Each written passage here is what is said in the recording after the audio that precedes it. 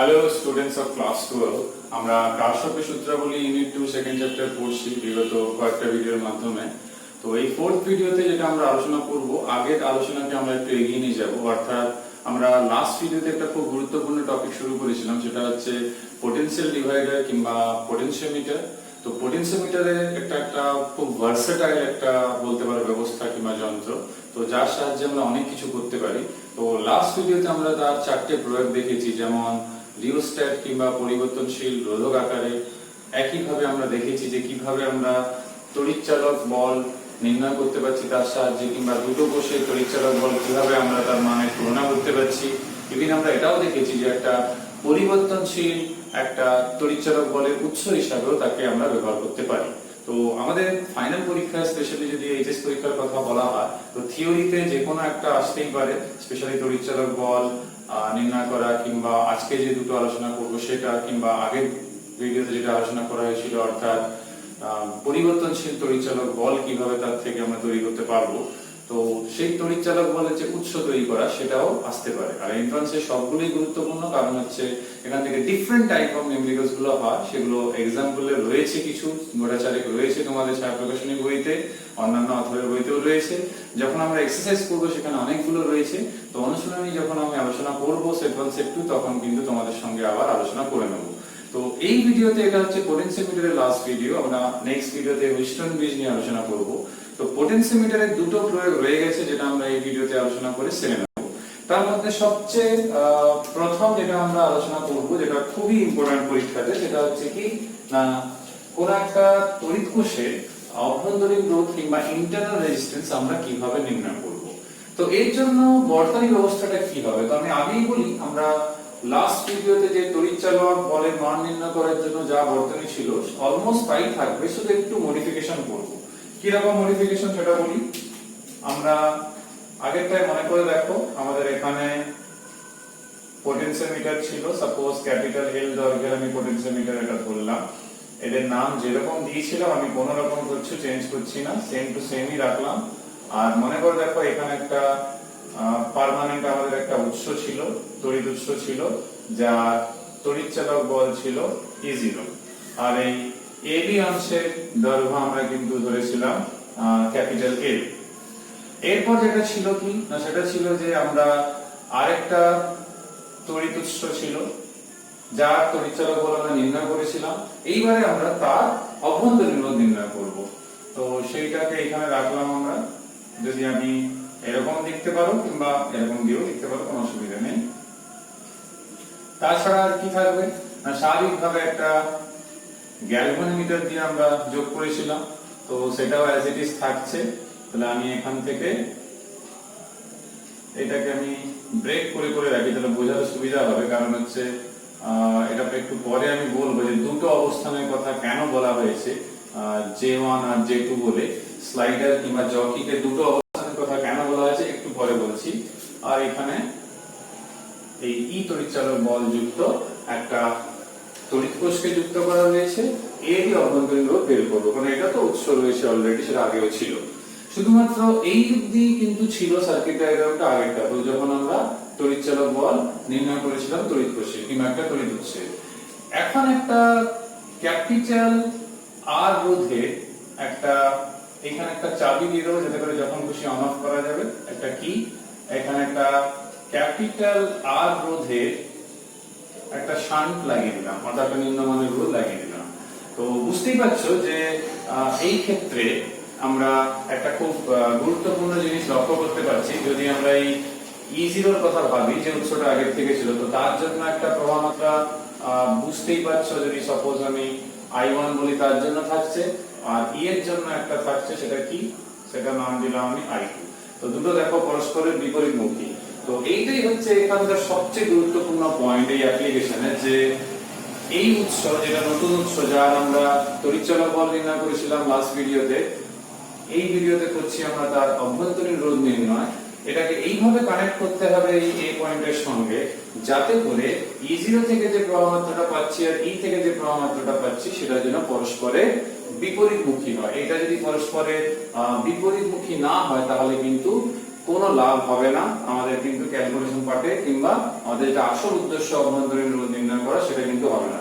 তোমরা নিজেদের বইতেও দেখতে পারো, সেখানে কিন্তু প্রবাহ মাত্রা কিছু বলা নেই। আমি I1 I2 এমনি ধরেছি তোমাদের বোঝানোর জন্য। সেখানে দেখবে শুধু I বলে একটা বলা রয়েছে এরকম, ঠিক আছে? তো এই আইটা তখনই যুক্তি পাবে কিংবা তখনই এর অস্তিত্ব আসবে যখন আমি চাবিটাকে কিন্তু লাগাবো।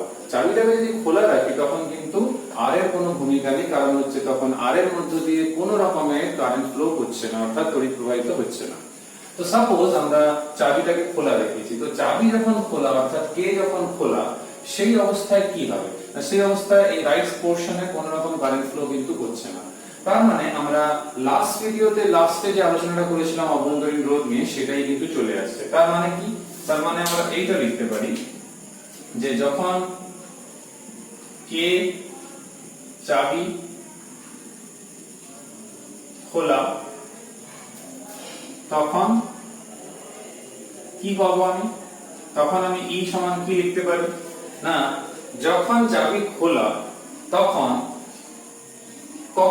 সেই মুহূর্তে গ্যালভানোমিটারের মধ্য দিয়ে সাপোজ কিছু একটা প্রবাহ মাত্রা যাচ্ছে, কিন্তু আমরা জকিটাকে অ্যাডজাস্ট করে করে করে করে AJ1 এ নিয়ে এলাম। তো AJ1 এ কিছু একটা দৈর্ঘ্য হবে, সেটা ধরলাম L1। তো সেই অবস্থানে গ্যালভানোমিটারের মধ্য দিয়ে কারেন্ট অর্থাৎ IG যদি নাম দিই সেটা শূন্য হলো। তো ডেফিনেটলি বুঝতে পারছো এই দুটো প্রবাহ মাত্রা তখন সমান ও বিপরীত হয়ে গেছে।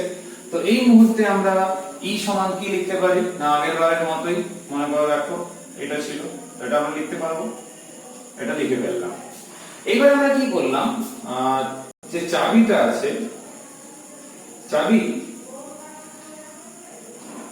লাগিয়ে দিলাম। তো কে যখন চাবি লাগিয়ে দিলাম তখন কি হবে না, যখন চাবি লাগিয়ে দেবো তখন বুঝতেই পারছো প্রবাহ মাত্রাটা এবার আর এর মধ্য দিয়ে যাবে। তো সেই প্রবাহ মাত্রাটা কত হবে না, তার তড়িৎচালক বল ই, বুঝতেই পারছো এখানে।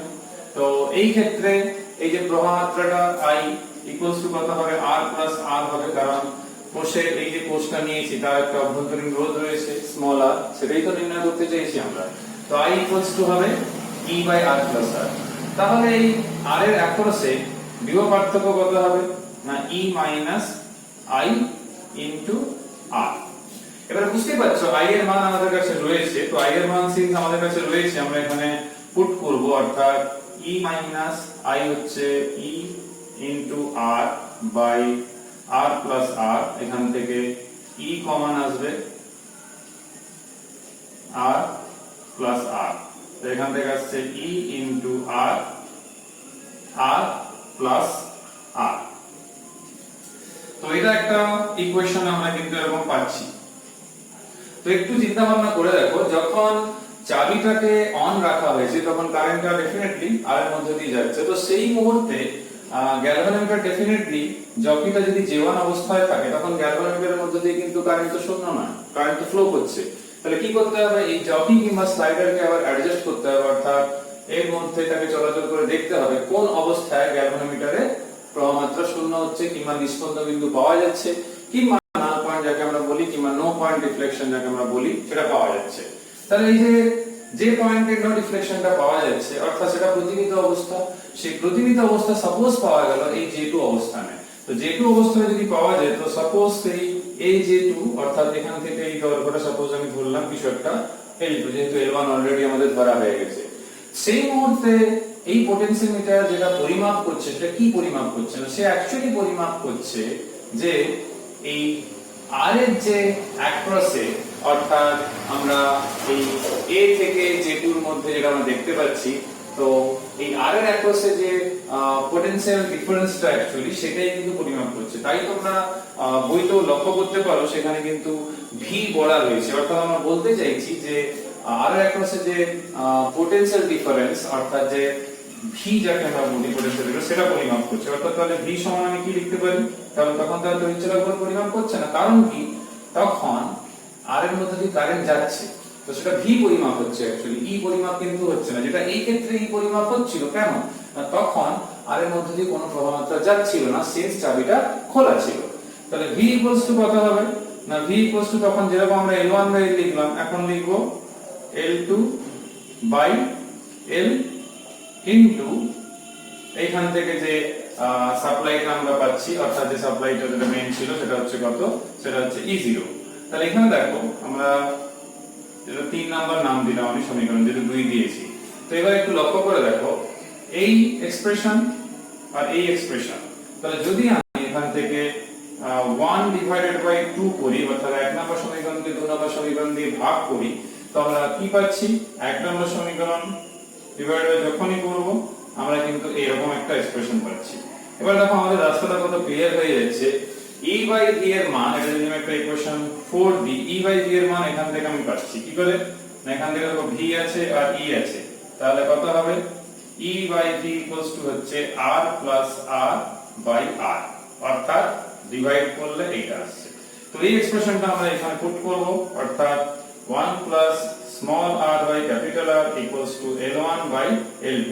অতএব এখান থেকে আমি স্মল r টা বের করতে খুব সুবিধা হয়ে যাবে। কি রকম, না স্মল r কত আসছে তাহলে, না L1 by L2 minus 1 into r। যদি লসাগু চাইলে করতে পারো, না করলেও কোনো অসুবিধা নেই। L1 আর L2 এর অবস্থান আমরা জকির যে প্রাথমিক অবস্থান ছিল যখন চাবি খোলা ছিল তখন প্রতিনিয়ত অবস্থা, অর্থাৎ গ্যালভানোমিটারের মধ্যে কারেন্ট শূন্য, সেই অবস্থানটা মেপে নেব পটেনশিওমিটার থেকে, পটেনশিওমিটার স্কেল থেকে। আর যে দুটো মেপে নেব যখন চাবি খোলা ছিল না, যখন লাগানো ছিল তখন রেজিস্ট্যান্সের মধ্যে দিয়ে কারেন্ট যাচ্ছিল, সেই অবস্থানতে দুটো পাচ্ছি। আর ক্যাপিটাল আর নিয়ে কোনো সমস্যা নেই, কারণ হচ্ছে কত মানের রোধক লাগানো হয়েছে সেটা তো আমরা পরিমাপ করতেই পারবো। তো এখান থেকে খুব সহজে দেখো অভ্যন্তরীণ রোধ কিন্তু বের করতে পারছি। তো এই পদ্ধতিটাও কিন্তু খুব অ্যাকুরেট পদ্ধতি। তো এটা হচ্ছে আমাদের সেই গুরুত্বপূর্ণ অ্যাপ্লিকেশন, এটা উচ্চ মাধ্যমিক পরীক্ষাতে খুবই ইম্পর্টেন্ট 3 মার্কসের কোশ্চেন হিসেবে। তো ম্যাথমেটিক্যাল পার্টটা তো আমি পুরো বুঝিয়েছি, যেগুলো মুখে বললাম মৌখিক কথা সেগুলো তোমাদের কিন্তু লিখতে হবে। তো ওই জন্য যে কোনো বই একটা পড়লেই হবে। এইবার আমরা লাস্ট প্রয়োগে চলে আসবো। লাস্ট প্রয়োগে চলে আসা মানে হচ্ছে যে আমরা যে প্রয়োগগুলো দেখলাম, তো বিভিন্ন রকমের প্রয়োগ দেখেছি। তোমরা জানো যে পোটেনশিয়াল ডিফারেন্স কিংবা বিভব পার্থক্য পরিমাপ করার জন্য যে যন্ত্র ব্যবহার করি আমরা সেটা হচ্ছে কিন্তু ভোল্টমিটার। কিন্তু আমরা এখন দেখব যে 6 নম্বর প্রয়োগে যেটা দেখবো সেটা হচ্ছে যে আমরা কোন বর্তনী, ধরো একটা তড়িৎ বর্তনী, তো তড়িৎ বর্তনীর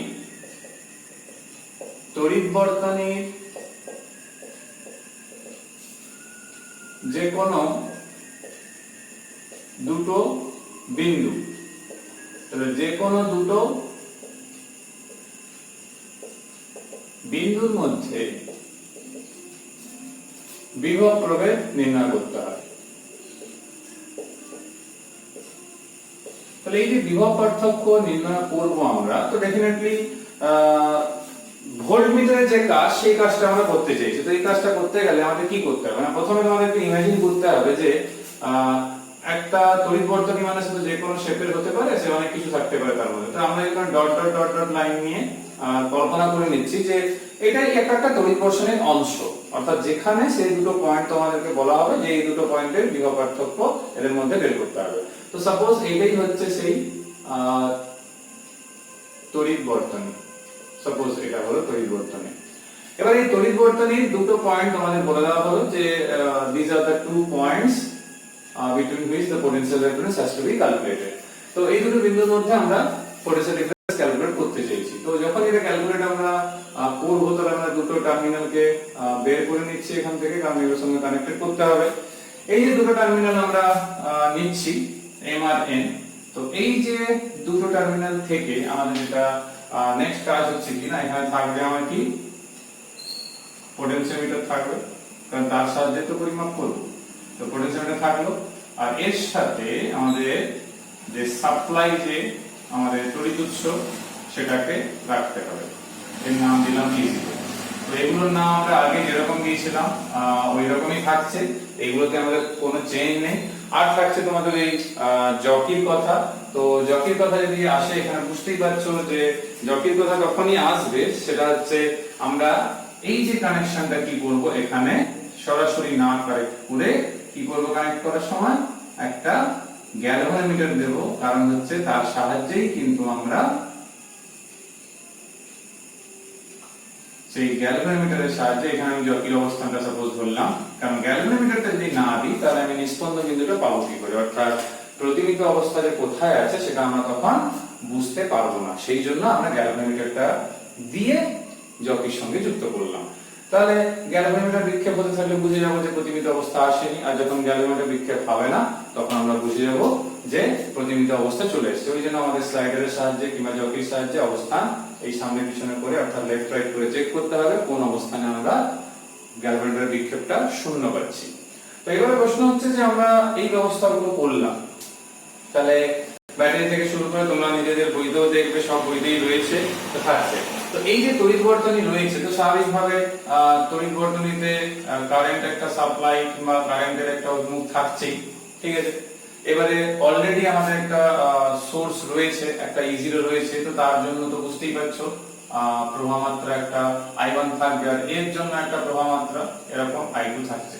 তো এইখানেই কিন্তু রহস্যটা রয়েছে, সেটা হচ্ছে যে E0 কানেকশনটাই এবি প্রান্তের সঙ্গে এভাবে করতে হবে যাতে করে এই বর্তনী থেকে অর্থাৎ অরিজিনাল যে তড়িৎ বর্তনী তার থেকে যে প্রবাহ মাত্রাটা আসছে সাপোজ I2 এবং এই যে I1 যে উৎস থেকে আসছে দুটো যেন পরস্পরের বিপরীতমুখী হয়। যদি বিপরীতমুখী না হয় তাহলে কিন্তু কখনোই প্রতিমিত অবস্থা কিন্তু প্রতিষ্ঠা হবে না, আর প্রতিমিত অবস্থা সৃষ্টি না হলে কিন্তু কোনোভাবেই কিন্তু তোমরা তড়িৎচালক বল হোক কিংবা পার্থক্য হোক কোনো কিছু কিন্তু পরিমাপ করতে পারবে না। তো সেই উদ্দেশ্যে বলছি যে আমাদের এটা মাথায় রাখতে হবে I1 I2 করতে হবে। তো I1 I2 তখনই করতে পারবো যখন দুটোর অভিমুখ বিপরীত দিকে থাকবে। তাই তোমরা টেক্সট বইতেও দেখবে এরকম কিন্তু ব্যবস্থা রয়েছে এই কানেকশনটা। তোমরা যদি এখানে মাইনাসটা এদিকে যুক্ত করে দাও প্লাসটা এদিকে, তখন কিন্তু একই দিকে হয়ে যাচ্ছে, তখন কিন্তু কোনো লাভ হবে না। তো এটা একটু মাথায় কিন্তু রাখতে হবে। তাহলে একটা পটেনশিওমিটারকে বিভব পার্থক্য নির্ণয় করা অর্থাৎ ভোল্টমিটারের হিসাবে তাকে যখন ব্যবহার করব তখন কিন্তু এই কানেকশন কিংবা তার কার্যকারিতার শর্তের মধ্যে এই কার্যকারিতার শর্তের মধ্যে এটা পড়ে যে কোন পয়েন্টে আমরা কানেক্ট করছি তার উপরে কিন্তু ডিপেন্ড করছে। তো সেই জন্য কানেক্ট করার সময় প্লাস প্রান্তটা যেন এর সঙ্গে যুক্ত থাকে, তাহলেই হয়ে যাবে। এবার প্রশ্ন হচ্ছে আমরা এই I1 I2 যদি ব্যবস্থা করি, তো সাপোজ ধরো আমি গ্যালভানোমিটারে দেখলাম যে এই অবস্থানে যখন আছে অর্থাৎ এই এ যে অংশে সাপোজ কিছু একটা আমি যদি দৈর্ঘ্য যদি ধরি সাপোজ স্মল l আর টোটাল AB যদি আমি এটা যদি L1 ধরে নিই তাহলে তো এটা L ধরতে পারবো, কিংবা L যদি ধরি এটা ক্যাপিটাল করে দিই, আমরা আগেরবার ক্যাপিটাল ধরেছিলাম, ঠিক আছে। তাহলে এটা স্মল এটা ক্যাপিটাল L ধরলাম, তাহলে গ্যালভানোমিটার দিয়ে দেখলাম যে প্রতিমিত অবস্থা প্রতিষ্ঠা হয়েছে, গ্যালভানোমিটারে কোনো রকমের কোনো ডিফ্লেকশন নেই। তো এই সুযোগে আমরা যদি বর্তনীর যে অংশটা ইফেক্টিভলি থাকছে ক্রিয়া করছে সেটা হচ্ছে কি না বর্তনীর M N J A অংশ। তাহলে এই অংশে রোধ কিছু একটা ধরতে হবে, সাপোজ এটা ধরা হলো R0। তো এরকম যদি ধরা হয় তাহলে বুঝতেই পারছো আমরা I1 I2 খুব সহজে বের করে নিতে পারবো, কারণ I1 মানে এই কোষ থেকে যেটা পেয়েছি তাহলে এটাকে আমি এভাবে লিখতে পারি। আর যদি আমি এদিকে I2 কাছে চলে আসি তো I2 টা কত হবে না I2 টা চলে আসছে আমার কি না VMN এখানকার বিভব পার্থক্য বাই R0। এইটা যে E0 আমি যেটা লিখেছি তো এটা তোমরা যদি লক্ষ্য করে দেখো তোমরা বইতে দেখতে পাবে এটা লেখা আছে কি VAJ। তো কেন লেখা আছে তার কারণটা বলি। ইন জেনারেল সাপ্লাইটা কিন্তু E0 বাই R0ই হচ্ছে, কিন্তু A থেকে B অংশের মধ্যে যে বিভব পার্থক্য সেটা E0 হতে পারে, কিন্তু A থেকে J অংশের মধ্যে বিভব পার্থক্য তো E0 নয়, কারণ A থেকে B অবধি তো থাকছে না, জকি তো B তে নেই, জকি তো আছে J তে।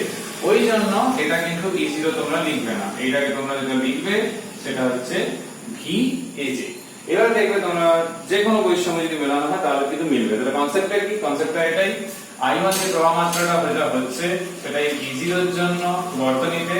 তাহলে যেহেতু আমরা বলছি নাল পয়েন্ট কিংবা প্রতিনিধিত অবস্থা স্থাপিত হয়েছে তার মানে ডেফিনেটলি এর মধ্যে দিয়ে কোনো কারেন্ট যাচ্ছে না, তার মানে I1 I2 হবে। তো I1 টা হবে কি যে A থেকে J অংশ, কারণ হচ্ছে বর্তনীর MN যে অংশের রোধ আমরা নিচ্ছি তো তার মধ্যে দিয়ে যে ফ্লোটা করছে কারেন্ট, তো তার মধ্যে দিয়ে কারেন্ট ফ্লোটা আমরা I1 ধরেছি E0 থ্রু দিয়ে, অর্থাৎ E0 থেকে E0 থ্রু দিয়ে বলবো না, E0 থেকে যে সাপ্লাইটা সেটা হচ্ছে I1। তো সেই I1 টা কত হবে না AJ এর মধ্যে যে বিভব পার্থক্য সেই জন্য আমরা VAJ লিখলাম। আর I2 সময় কি না I2 সময় বিভব পার্থক্য এই দুটো পয়েন্টেরই হবে, কারণ সেখানে টার্মিনালগুলো যুক্ত করা হয়েছে লিখলাম। তো যেহেতু প্রতিমিত অবস্থা চলে এসেছে অর্থাৎ গ্যালভানোমিটারের মধ্যে দিয়ে কারেন্ট শূন্য, তার মানে ডেফিনেটলি I1 I2 সমান এবং বিপরীত হয়েছে, তাহলে শূন্য হলো কি করে তাদের বিয়োগফল, তার মানে I1 I2। এটাকে যদি আমরা এখানে বসিয়ে দিই তাহলে আমরা কি দেখতে পাচ্ছি না এরকম চলে আসছে। তো এরকম আসা মানেই আমরা VAJ VMN পাচ্ছি। তার মানে VMN টাই হচ্ছে VAJ। তার মানে যে VAJ এর মানটা আমরা আগেই বের করে রেখেছি মানে কি না VAJ মান বের করা মানে কি, VAJ মান বের করা মানে হচ্ছে এইটা, এটা আমরা আগেও বের করেছি, যেটা আমরা লাস্ট ভিডিওতে শেষে করেছিলাম এই পার্টটা। শুধু E এর জায়গায় VAJ মানে এইটা যেটা আমরা করছি আর কি, এইখানে যেরকম করেছিলাম V L2/L E0, সে L2 এর জায়গায় এখানে স্মল l আছে। এই যে এক্সপ্রেশনটা দেখবে বইতে তোমরা দেখতে পাবে। তো এই এক্সপ্রেশনে আমরা VAJ তে সহজে পেয়ে যাচ্ছি। তো এই যে বিভব পার্থক্যটা পাওয়া গেল সেটাই হচ্ছে এই দুটো প্রান্তের বিভব পার্থক্য। তার মানে এখানে দেখো পোটেনশিওমিটার, কারণ হচ্ছে E0 এর মান তো আমরা জানি, স্মল l তো পেয়ে যাচ্ছি জটিল অবস্থান থেকে, ক্যাপিটাল l তো প্রথম থেকেই জানি, সাপোজ 1 মিটার, তাহলে 1 মিটারই বুঝবে। তো এখান থেকে দেখো আমরা সহজেই কিন্তু বিভব পার্থক্য বের করে দিচ্ছি। কিন্তু এখানে একটা কথা মাথায় রাখতে হবে, এইখানে পোটেনশিওমিটারের আচরণ হচ্ছে একটা ভোল্টমিটারের মতো। এবার তোমরা জানো যে ভোল্টমিটারকেই কিন্তু আমরা আদর্শ ধরি যখন পোটেনশিয়াল ডিফারেন্স কিংবা বিভব পার্থক্য নির্ণয়ের ক্ষেত্রে। তো আদর্শ একটা ভোল্টমিটার আমরা ওহমের সূত্র চ্যাপ্টারে আলোচনা করেছি। তো তখন যখন বিস্তারিত আলোচনা করা হয়েছিল তখন আমি বলেছিলাম, মনে করে দেখো তোমরা নিশ্চয়ই পড়েছো, যে আদর্শ ভোল্টমিটারে কিন্তু রোধ অসীম হতে হয়। তো এই ক্ষেত্রে এটা মাথায় রাখতে হবে যে ডেফিনেটলি আমাদের এই যে অংশ যেটা ইফেক্টিভলি নাল পয়েন্ট কিংবা প্রতিমিত অবস্থাকে তৈরি করছে, তো সেই অংশের রোধ কিন্তু অবশ্যই যেন m এবং n এর যে অংশের রোধ তার তুলনায় যেন বহুগুণে বেশি হয়। যদি কোনো কারণে বেশি না হয় তখন কিন্তু যে পরিমাপ করে তোমরা VA যেটা বের করবে অর্থাৎ VMN টা আলটিমেটলি তার মধ্যে কিন্তু অনেকটা ত্রুটি থেকে যাবে। অর্থাৎ ধরো হয়তো আসা উচিত 3 ভোল্ট, তোমার ভ্যালু অত কম কিংবা অত বেশি এলো, তো বেশি আসার তো সম্ভাবনা কমই রয়েছে কিন্তু কমই আসবে। তো সেটা অত ভ্যারি করবে যে তোমাদের কিন্তু অ্যাকচুয়ালি পুরো প্রসেসটাই কিংবা পুরো প্রসেসটার যে উদ্দেশ্য অ্যাকচুয়াল যে এম এক্সপেরিমেন্টের যে অ্যাকুরেটলি ক্যালকুলেট করা, কারণ ফিজিক্সের লক্ষ্যই হচ্ছে এটা যে ভৌত রাশি পরিমাপ করব সেটা সঠিক মানে যত কাছাকাছি হবে সেটাই কিন্তু আমাদের সবচেয়ে বড় লক্ষ্য। কারণ পরিমাপ করা এবং সঠিকভাবে পরিমাপ করা, তো সেই সঠিকভাবে পরিমাপটা সেটা কিন্তু আসবে না, ত্রুটি চলে আসবে। তার মানে কি বললাম, খেয়াল রাখতে হবে যে mn অংশের রোধের তুলনায় এই aj অংশের রোধ যেন অনেক বেশি হয়। তোমরা পেজ নাম্বার 265 তে এটা পেয়ে যাবে যে এটা কিন্তু মাথায় রাখতে হবে যে এটা যেন অবশ্যই বেশি হয়, না হলে কিন্তু এইখানে mn অংশের রোধ তখন কি হবে, যখনই দেখবে এটা কম হয়ে গেল তো mn অংশের যে তুল্যাঙ্ক রোধ, যেহেতু aj অংশের রোধ বেশি নেই তাহলে mn অংশের তুল্যাঙ্ক রোধ অনেক কমে যাবে। তো mn অংশের তুল্যাঙ্ক রোধ অনেক কমে গেলে কিন্তু ওই পোটেনশিয়াল ডিফারেন্ট পরিমাপে কিন্তু অনেকটা ত্রুটি চলে আসবে। তো কার্যকারিতার শর্ত কিন্তু পোটেনশিওমিটারকে ভোল্টমিটার সাথে ইউজ করা যাবে, কিন্তু করতে গেলে রোধটা কেন বেশি রাখা হয়, না হলে কিন্তু কোনো লাভ নেই। তো কিছু গাণিতিক প্রশ্ন তোমাদের বইতে রয়েছে, 265 প্রশ্ন রয়েছে, এটা দেখবে। অনুশীলন একটু বেশি রয়েছে, সেইগুলো দেখলে একটু ভালো হয়। সেগুলো আমরা আলোচনা করব যখন এক্সারসাইজ আলোচনা করব, তখন বিস্তারিত তোমাদের সঙ্গে আলোচনা করব। তোমরা আপাতত এই চারটে যে নিউমেরিক্যাল রয়েছে করে দেওয়া 265 পেজে 2021 এডিশনের বইতে, ওইটা দেখে রাখো। আমরা নেক্সট ভিডিওতে উচ্চ মাধ্যমিক এবং এন্ট্রান্সের খুব ইম্পর্টেন্ট একটা টপিক আলোচনা করব, সেটা হচ্ছে হুইস্টন ব্রিজ। যদি একটা ভিডিওতে আলোচনা সম্ভব হয় তো ঠিক আছে, না আমরা দুটো ভিডিও মিলিয়ে আলোচনা করব। এটা খুবই ইম্পর্টেন্ট, থিওরি এবং নিউমেরিক্যাল দুটোই পরীক্ষাতে প্রচুর আসে, এন্ট্রান্স এইচএস দুটোতেই। তো সেটা খুবই গুরুত্বপূর্ণ টপিক। আশা করি আগের ভিডিও এবং এই ভিডিও মিলিয়ে তোমাদের পোটেনশিওমিটারের প্রয়োগগুলো বুঝতে পেরেছো। যদি কারো কোনো বুঝতে অসুবিধা থাকে তাহলে কমেন্ট করে জানাবে। পরের ভিডিওতে তোমাদের সঙ্গে আবার আলোচনা হচ্ছে হুইস্টন ব্রিজ নিয়ে। Till then, by.